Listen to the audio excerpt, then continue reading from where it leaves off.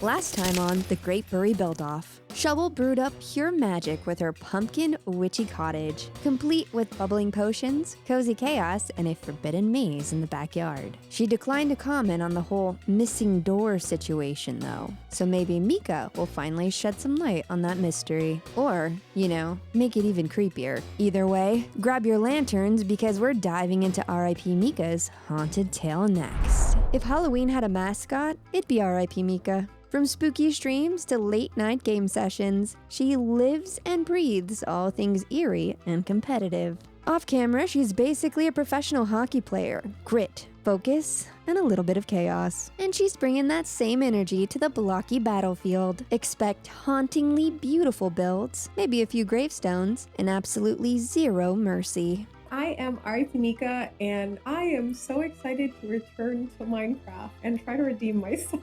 I am so excited to be a part of the Great Burry Build-Off. I always want to see right there, but mainly because the competition is going to be so steep. I'm so familiar with Shelby and how Shelby can knock a build out in an hour, and it looks like it would take me 2 weeks. Also, Lena is part of the competition, so I know that I can at least get a leg up on the competition there. I can have a build that impresses if Lena is there too. Susie's a newcomer, but Susie's name, Cozy Tea Games, makes me think that she is probably going to be pretty good at doing Minecraft builds. Minecraft's a very cozy game, and usually cozy gamers are very good at doing builds in this game. I think I'm gonna go with a very outdoorsy, natural, spooky vibe. I come from the East Coast in the Appalachian area, so nature has always been a very comforting form of haunting for me, like horror. And also, in true early 2000s emo kid fashion, I did hang out in a cemetery after school. So I think I might do a cemetery, like an outdoor cemetery kind of vibe. I might put a crypt in, but there's such limited space. We'll see where we go with it. All right, so the minute I started putting down the tree trunk, I had the biggest brain blast ever. And I realized the huge focal point of my plot could be a weeping willow tree. Like as a kid, I used to beg my parents to slow down the car if we passed a weeping willow tree on a drive. And I've always found them so cool. Like if I were to pick a favorite tree, I think the weeping willow might be my favorite tree. I've always imagined like ghosts and spirits hanging in their branches. So it's kind of perfect for this, but it's also going to be an absolute challenge. Not only is it just really hard to mimic nature, I can barely stray away from making my Minecraft houses just solid squares. So making a tree that's very oval in a square game and also a tree that's very flowy is going to be a challenge, but we have to do it. It fits the vibes. It's also Halloween. We have to do it for Halloween. We have to do it for the spirits. We have to do it for Samhain. Like, we've got this. Okay, so I have been in a bit of a creative rut in the last couple of months. It's like writer's block, but like for everything. So when Megan reached out, asked if I wanted to be a part of the Great Burry Build-Off for the 2025 season, I literally think I jumped at the chance, like out of my seat. I was so excited. Like not only do I get to return to the world of Minecraft for a short little while with Shelby, who I played on the X Life servers with. Your head is so big. I love it. Let me have a big head, please. It's because her brain is bigger than ours. And I'm very familiar with Shelby's build style as well, but I also get to play for the first time officially with Lena and Susie, who are both wild cards to me in different ways because like Lena's Lena. It was gonna be so big! We know Lena. But I've never played games with Susie. I've watched Susie's like game rec videos, but I've never played Minecraft with Susie. So it'll be cool to see what kind of builds Susie does. Which, speaking of, I actually have seen peeks of Lena and Susie's plots.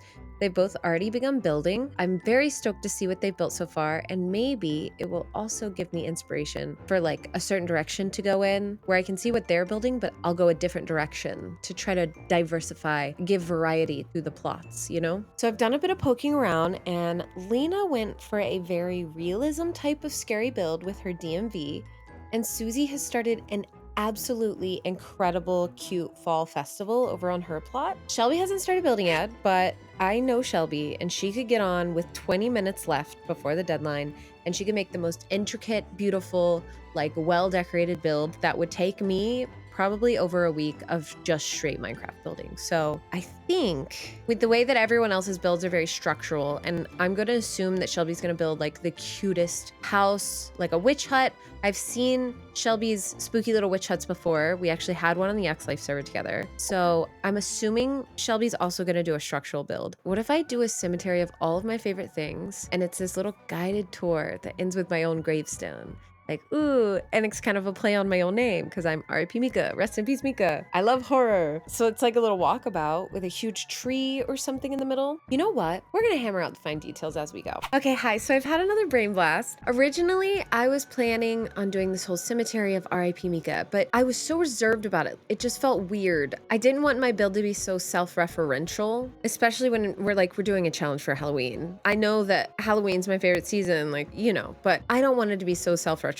So I've made a few changes. Originally, I was gonna challenge myself into this super complicated redstone system with levers on all of the graves and riddles that point you to the correct grave, and then you pull the correct lever and then something happens. But I've tossed all that out for my own sanity in favor of just straight up storytelling. I'm a huge fan of storytelling. I think correct storytelling can be the scariest thing without jump scares, without anything. So we're gonna just rely on storytelling, and I'm very excited for it. I was just getting some better looks at my plot from the street point of view, and I realized that the tree is so large and perfectly placed, and the branches hang down like such perfect cover that I can actually hide a lot of the extra spookiness behind the tree. So that initially, when you're standing on the street, it just looks like an old willow. But then you walk around to the back as you're getting the stories from all these gravestones of the Covington family. And suddenly the vibe is so much different. And suddenly the road is so far away. And wait, did we really walk it this far in? And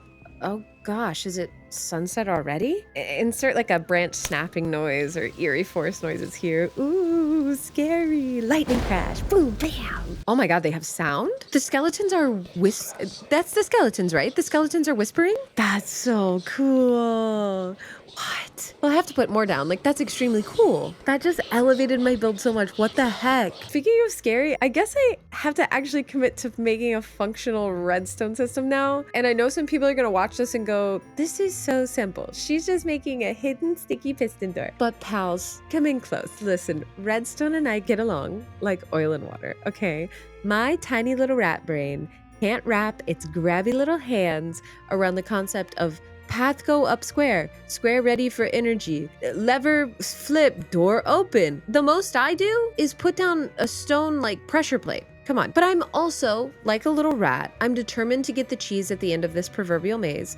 So I'll see you on the other side of this. I might be a different human. The redstone has been conquered, and I'll definitely have nightmares about it, but my build is mostly done now, so I'm going to spend a little bit of time decorating with the Halloween pack and throw some spider webs around and whatnot. There are some really, really cool skeletons that are in this Halloween pack that they gave us that you can place as decor, and some of them even look like cattle skeleton parts from what I saw in the menus, which fits in so perfectly with the storyline I wrote. I think it comes in around the time that you're reading about Jeremiah Covington at his gravestone, so I'm just going to pop in a few of those in the back. Okay. Time to put some final touches on the gravestones and the tree and make sure the story of the late Percy Covington and the tragedy of his cattle and why his family have all passed away. I have to make sure it all has a beginning, a middle, and an end. Was that a zombie I hear?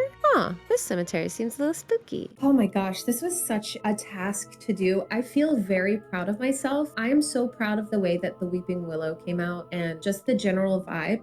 Obviously going through the build right now, there are so many things that I could pick out and be like, oh, I wish I could add this. I don't have time left to do that. But with the build that I have right now at the end of the day, I am so proud of myself for making it. I think everyone's gonna like it. Even if it doesn't place high, I think it's gonna look really cute. I think they're gonna enjoy the story. There's still so much you don't know about Mika's build. She's saving her biggest surprises for the judging. So hold on to your buns because things are about to get spooky. Next episode, we're heading into the grand finale where one builder will be crowned the Great Burry Build-Off Spooky Champion. If you've been loving this series, drop a comment and tell me who you want to see join next season. And remember, you can tour all these haunted builds yourself. Patreon members get early access, and everyone else can explore after the judging episode airs. It'll only be up for a limited time, so go on your haunted tour before it disappears for good. That's it for today. Thanks for hanging around, and we'll see you in the next episode.